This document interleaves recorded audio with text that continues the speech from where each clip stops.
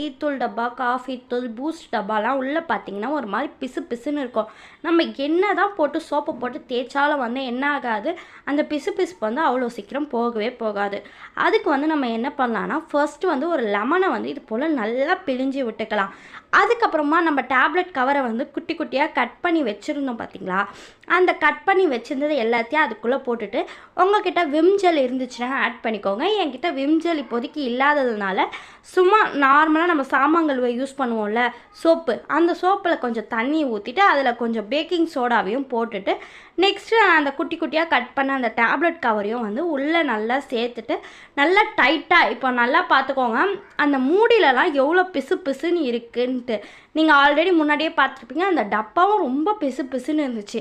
இப்போ நல்லா போட்டு நம்ம குலுக்கி எடுத்துக்கலாம். ஃபுல் பார்த்தீங்கன்னா நல்லாவே டிஃப்ரென்ஸ் தெரியும்.